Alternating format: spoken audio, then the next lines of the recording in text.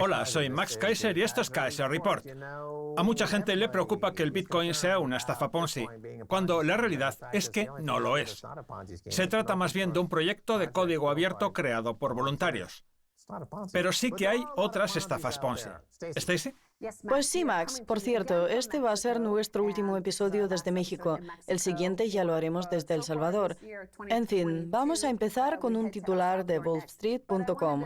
Ya saben, la página web de Wolf Richter, que va a ser nuestro invitado en la segunda parte, aunque este artículo no es suyo. El titular dice así: el problema de las estafas Ponzi. En este caso, la palabra Ponzi no hace referencia al dólar, sino a un sector concreto del mercado bursátil, al que el articulista define como la burbuja de las .com 2.0.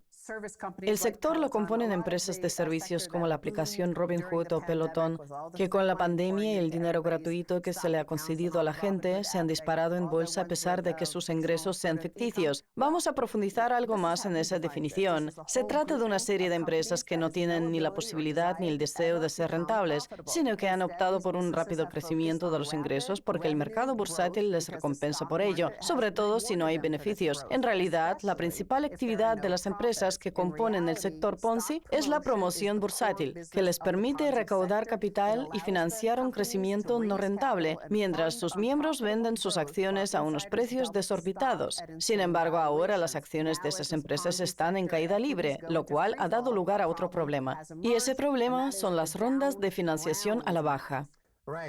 El modelo de negocio de esas empresas es un tanto absurdo, porque para conseguir $1 en ingresos con la venta de un bien de consumo, están dispuestas a invertir 100 en cosas como, por ejemplo, el marketing. Es como la broma esa que se hace del hombre que tiene una pastelería y que, a pesar de perder dinero con cada galleta que vende, se cree que vendiendo muchas compensará las pérdidas. Un modelo que se ha demostrado que no funciona.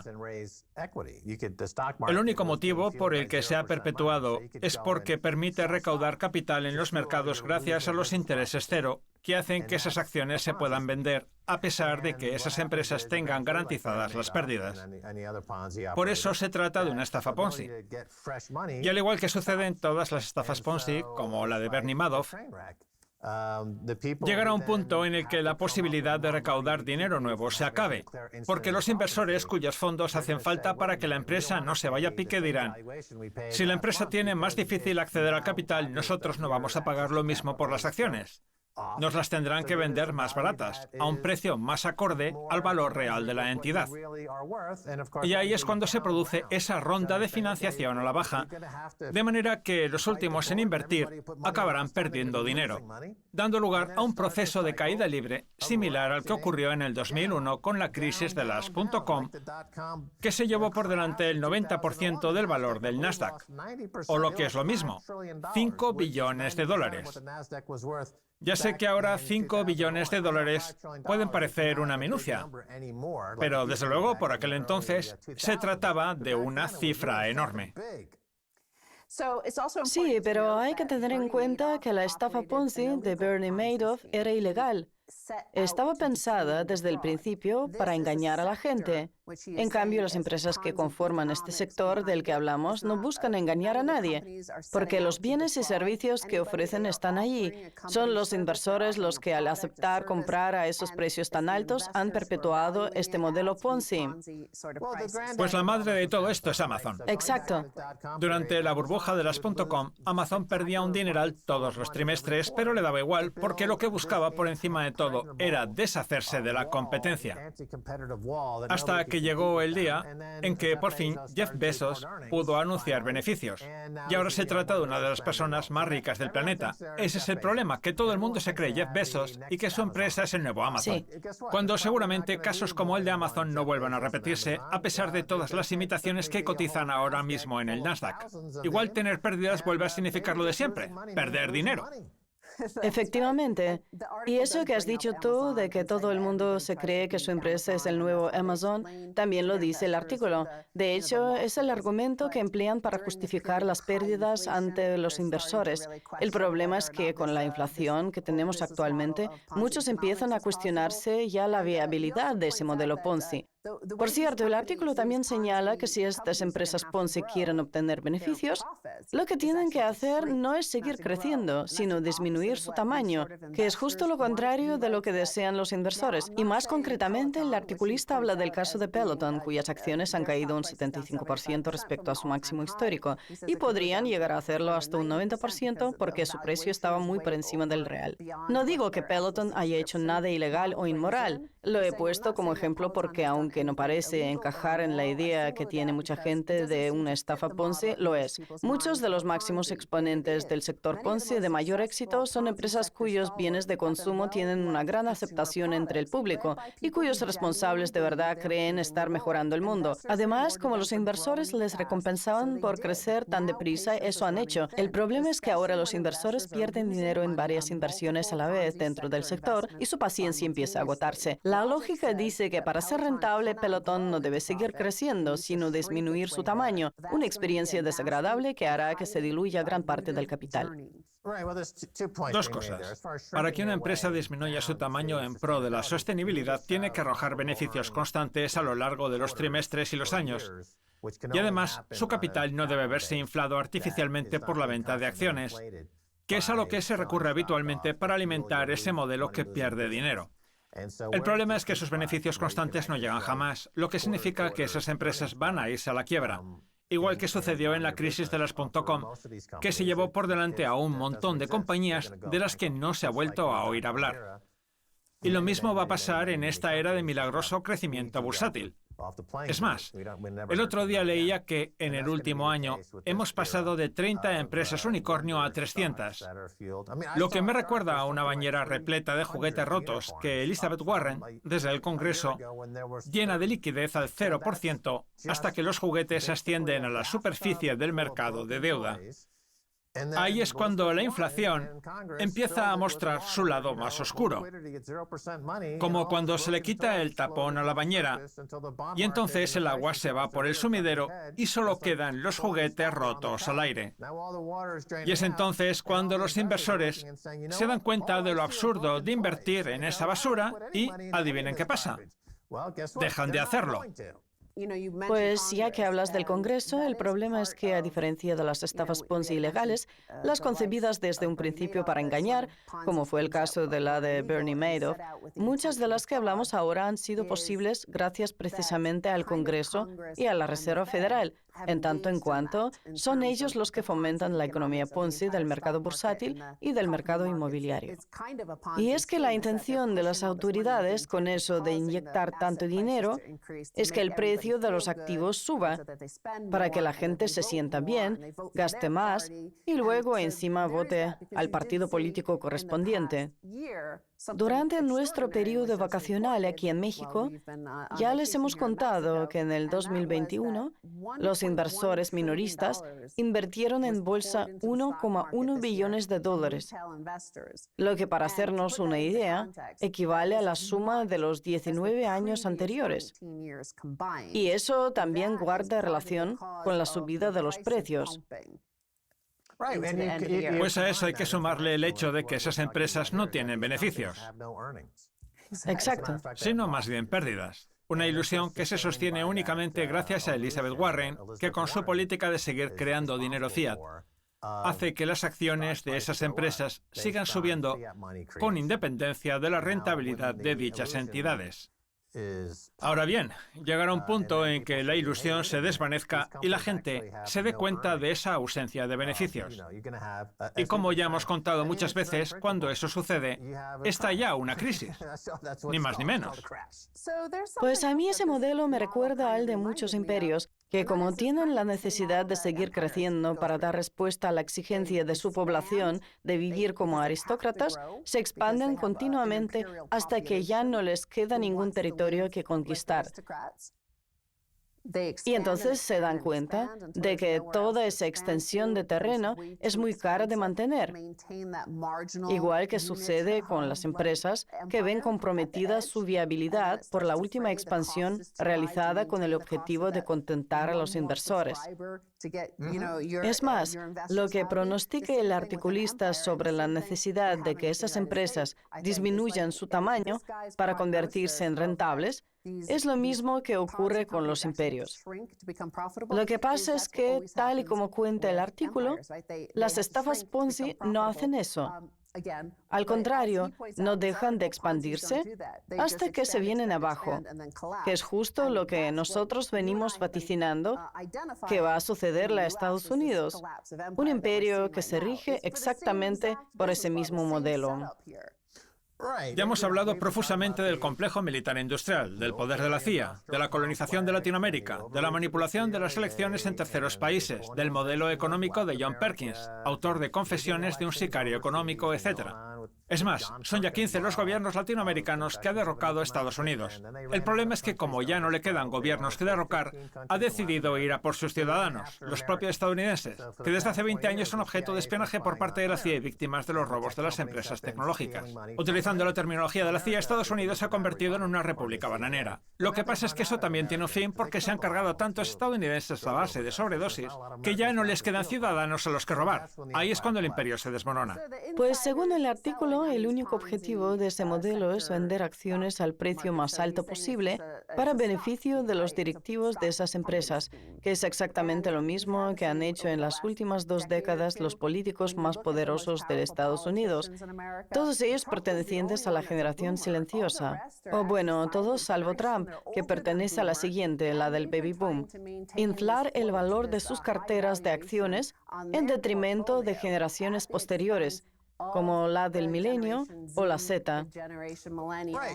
Pues el hecho de mantener los intereses en niveles artificialmente bajos ha provocado que a los fondos de pensiones se les hayan robado 5 billones de dólares, una renta pasiva que debería estar en poder de los abuelos generando el 4 o 5% de rentabilidad, pero que se han quedado Jamie Dimon y sus amigos prácticamente gratis.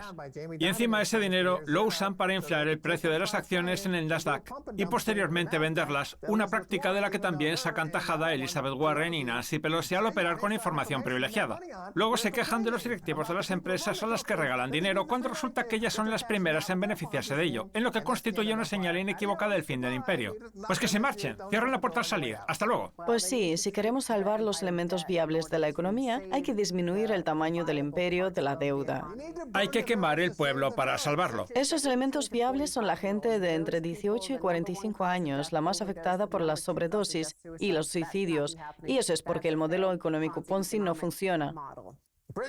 Pues al Reino Unido no le ha ido mal eso de disminuir su tamaño. Ahora va lo suyo y le da todo igual. En fin, es hora de hacer una pausa y esperamos a la vuelta con mucho más.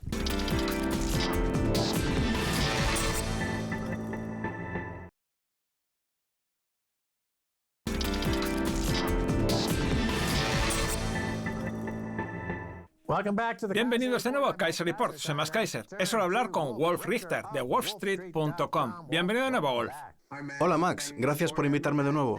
Muy bien, según usted, la Reserva Federal con sede en Washington, D.C. está siendo más temeraria que nunca. Explíquenos cómo es eso y por qué. Pues porque la Reserva Federal sigue teniendo los intereses reprimidos cerca del 0%, y aunque no tan deprisa como antes, continúa emitiendo moneda, a pesar de que el IPC se sitúa casi en el 7%, y por encima de él en el caso de los asalariados que residen en zonas urbanas. Además, tampoco hay indicios de que esa inflación pueda desaparecer por sí misma, porque las compuertas se han abierto y no hay quien la retenga. Y si hablamos de los intereses reales, lo cierto es que se sitúan en su nivel más negativo de la historia. Yo he investigado mucho al respecto en los últimos 12 meses y he criticado por activa y por pasiva a la Reserva Federal por llevar a cabo esta política, pero se ve que no me hacen caso. Los intereses continúan en niveles mínimos a pesar de que la inflación esté desbocada. En los últimos meses, algunos bancos centrales han aprobado grandes subidas de intereses, pero la Reserva Federal sigue sin mover ficha, lo que significa que va por detrás de la curva. Aunque ahora parece que por fin empieza a asumir que la inflación no va a desaparecer sola. Por eso digo que el Banco Central está siendo más temerario que nunca. Es temerario, desde luego que sí, porque cuando la inflación se dispara como está sucediendo ahora, el cometido de la Reserva Federal, y de hecho uno de los motivos por los que se creó, es subir los intereses. Es más, la última vez que la inflación estuvo tan alta, ya por los años 80, Paul Volcker subió los intereses hasta el 15, el 16 o el 17%. Y eso que en términos reales ahora hay aún más inflación que entonces. Vamos, que Volcker hizo lo que tiene que hacer cualquier banquero central. La gente dirá que seguro que se trató de una medida dolorosa. Y efectivamente, así fue dolorosa. Pero también es cierto que dio lugar a la revolución de Reagan y Thatcher de los años 80, que vino acompañada de un crecimiento significativo. Así pues, sinceramente, no entiendo cómo es posible que el Banco Central simplemente no cumpla con su papel. Porque o bien son unos temerarios, o bien hay una motivación política detrás, o bien lo que sucede es que está controlado por alguna potencia extranjera, porque sus acciones van en contra de la propia salud y la seguridad de Estados Unidos. Los principales beneficiarios de estas medidas son los tenedores de activos, al menos en Estados Unidos, aunque seguramente también en el resto del mundo. Porque gracias a la política de la Reserva Federal, el precio de los activos se ha disparado y, por tanto, los que más activos tienen son los que más partido han sacado. Además, ahora también hay que tener en cuenta la inflación, que está afectando al poder adquisitivo de los trabajadores, quienes no solo no se han beneficiado del auge de los activos, sino que además ahora se ven perjudicados por el aumento de los precios. Por eso digo que se trata de un comportamiento temerario, aunque no sé si habrá motivación política detrás o no. Biden va a tener un grave problema con la inflación, así que seguramente acabe teniendo que suplicar a la Reserva Federal que suba los intereses para atajarla, porque para el gobierno la inflación constituye un borrón en su historial. Así pues, algo de motivación política debe haber, aunque la causa principal es monetaria y obedece al deseo del Banco Central de enriquecer a los tenedores de activos y generar un efecto riqueza, un asunto sobre el que la propia Reserva Federal ha hecho numerosas publicaciones, hasta lograr su objetivo, que los ricos sean los que más vean incrementado su patrimonio. Ese es el problema que tenemos hoy en día y desde luego no va a desaparecer de la noche a la mañana.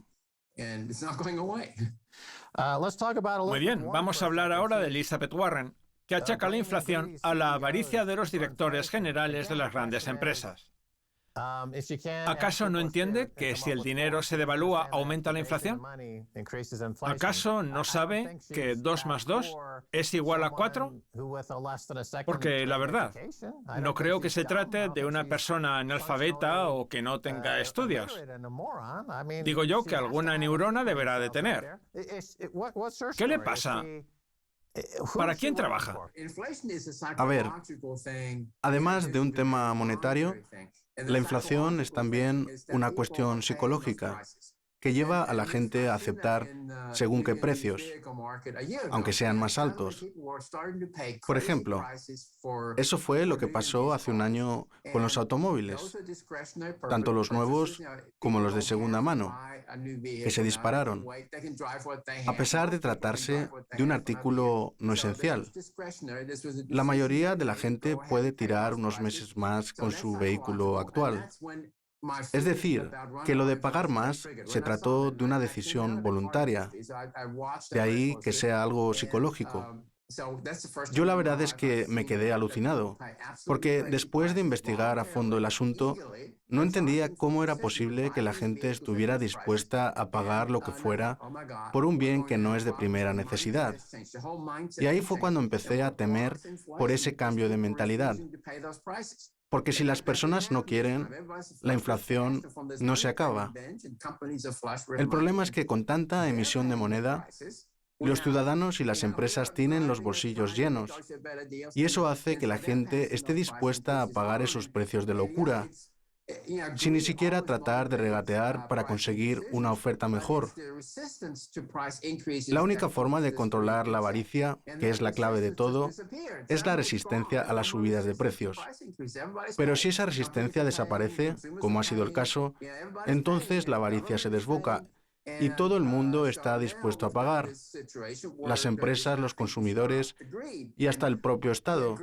Así pues, en esta ecuación hay dos elementos clave: avaricia y resistencia. Y cuando la resistencia se desvanece, la avaricia se dispara, que es lo que ha logrado la Reserva Federal y también el gobierno con sus ayudas. De ahí que la inflación esté por las nubes. Pues yo no lo entiendo. Durante la Segunda Guerra Mundial, los nazis inyectaron libras en el Reino Unido para provocar hiperinflación y destruir su economía. Pues bien, ahora Elizabeth Warren y Estados Unidos deciden hacer lo propio consigo mismos. Es absurdo, una herejía en toda regla. Lo que pasa es que la gente no se da cuenta. En fin, desde el inicio de la pandemia, el patrimonio de Elon Musk ha aumentado en 200.000 millones de dólares y el de Jeff Bezos lo ha hecho en una proporción similar. De hecho, la propia Reserva Federal reconoce que el principal beneficiado por la emisión de moneda desde que estalló la crisis sanitaria está siendo el 1% más privilegiado, que encima tiene sus activos depositados fuera de Estados Unidos, con lo que tampoco generan ingresos fiscales. Los demócratas insisten en seguir emitiendo moneda, una estrategia que en la Segunda Guerra Mundial se usó para desestabilizar a los países, no para fortalecerlos, y que ahora Estados Unidos emplea contra sí mismo. ¿Se me escapa algo? Porque no entiendo el porqué de esa emisión de moneda descontrolada. Ayúdame, Wolf. Yo creo que aquí la interferencia extranjera no tiene nada que ver. El problema lo está creando el propio Estados Unidos. La cosa se ha salido de madre por culpa de los estímulos fiscales y monetarios del gobierno y de la Reserva Federal, que ascienden a 10 billones de dólares en 22 meses y que sabíamos que iban a tener consecuencias, como así ha sido. Lo que hay que hacer para acabar con el problema es poner fin a los estímulos y subir los intereses, descargando el balance general del Banco Central para poder subir también los intereses a largo plazo, que han de estar claramente por encima de la inflación, lo que implicaría unas hipotecas al 8 o el 9%, cosa que no va a suceder. Hombre, a lo mejor algo sí que suben los intereses este año, e igual también el año que viene, pero en ningún caso hasta los niveles necesarios para contener la inflación, por lo que esta va a seguir campando a sus anchas. Es que para volver a la normalidad hay que subir los intereses. Hay un vídeo mío de cuando estuve en Rotterdam hace 3 o 4 años, en el que le suplico a la Reserva Federal que suba los intereses para acabar con esta locura y que tiene millones de visitas de gente de todo el mundo. Porque está claro que la única solución es esa, aumentar el precio del dinero. Eso es lo que cabe esperar en una situación así. Es como si vamos a la peluquería y nos esperamos que el peluquero nos dé un masaje en los pies. Pues no. Si vas a la peluquería, lo normal es que te corten el pelo.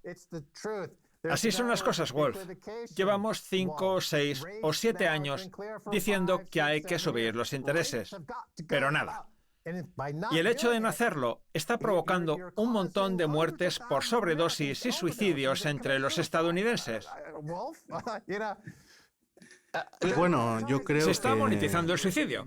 Yo creo que no existe una relación tan directa entre la no subida de los intereses y el aumento de los suicidios, pero eso no quita para que los intereses no deban estar tan bajos y, de hecho, nunca deberían estar por debajo de la inflación, por lo que si antes la inflación oscilaba en torno al 2%, los intereses a corto plazo tendrían que haber permanecido por encima de ese nivel. Lo estuvieron durante un tiempo, pero la Reserva Federal los volvió a bajar. Y ya no digamos los intereses a largo plazo, que deberían haber estado mucho más altos, pero que como no lo han estado, han dado lugar a un montón de problemas, que además se han agravado desde marzo del 2020, coincidiendo con el refuerzo de la emisión de moneda. Ahora bien, el problema no es solo de Estados Unidos. De hecho, es muy difícil que Estados Unidos suba los intereses cuando otras grandes economías, como las de la zona euro o la japonesa, los mantienen en torno al 0% o incluso en terreno negativo. Ellas también tienen que subirlos y ellas también tienen su parte de culpa en la inflación, que es un problema mundial. Hay muchos bancos centrales que ya han aprobado subidas significativas, pero de los grandes ninguno. El Banco de Japón dejó de emitir moneda en mayo del año pasado. El BCE ha decidido por fin reducirla a la mitad. Y la Reserva Federal también la ha ralentizado. Pero lo que tienen que hacer todos esos bancos centrales es subir los intereses de manera conjunta y significativa. Porque por increíble que parezca, la inflación ha llegado hasta el país nipón. Pues ya verá cómo pronto retoman la emisión de moneda. En fin, Wolf Richter, gracias por haber estado en Kaiser Report. Gracias, Max. Muy bien, esto es todo por hoy en Kaiser Report. Somos más Kaiser, este es Herbert. Quiero dar las gracias a nuestro invitado, Wolf Richter. Hasta la próxima. Adiós.